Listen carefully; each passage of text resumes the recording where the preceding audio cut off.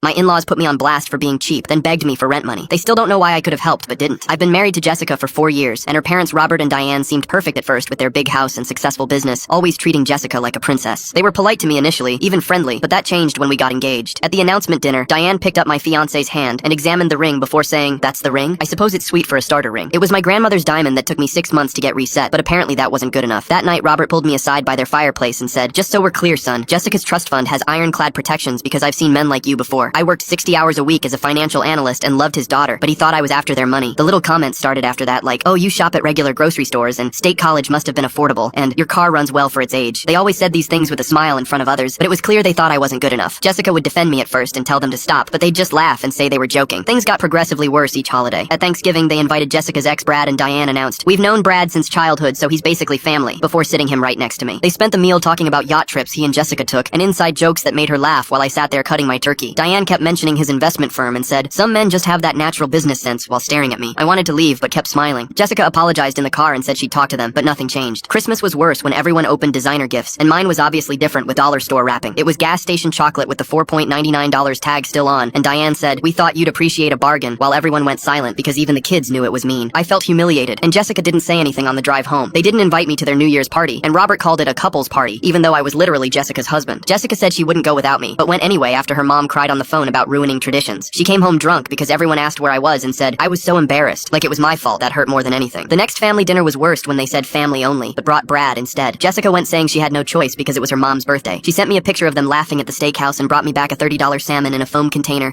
that I ate alone while she went to bed without asking if I was okay. I stared at that cold fish and realized she'd chosen them. After that dinner, they went silent with no calls or invitations. I saw Robert at a gas station driving a beat-up Honda, and when he saw me, he literally ran, which made me realize something was wrong. Jessica's phone rang in the middle of the night, and her mom was sobbing so loud I could hear her through the bathroom door. When Jessica came back, she was shaking and said, "They lost everything months ago in some investment scheme and have been hiding it. They lost the house and cars and had been living in a studio apartment using credit cards, but now needed $3,000 or they'd be homeless." She showed me Robert's text that said, "We know he's careful with money, so maybe he could help just this once." And I couldn't believe the nerve. Jessica was crying and said, "We have to help them." But I told her they were her parents, not mine, and reminded her they literally uninvited me from dinner to have her ex there instead. She said that was different, but couldn't explain how when I asked. She begged me and said, "Please, I'm begging you," with mascara running down her face. I pulled out my phone and showed her our savings account, and she gasped when she saw the $250,000 I'd saved from every coupon they mocked and every generic brand they laughed at. She asked, "You had this the whole time?" And I told her I was saving for our future, like a house and kids' college and retirement. She asked, "So you'll help them?" And I thought about Brad and the chocolate and everything they'd done. I opened Venmo and sent $50 with a note saying, "Saw coupons for rice and beans, hope this helps," and could hear Diane screaming through Jessica's phone calling me a selfish bastard. Robert grabbed the phone and said, "We'll be homeless," and I said, "Maybe Brad can help with his natural business sense." They moved out of state and begged for money every month. Jessica finally saw who they really are. We bought a house cash. They'll never know.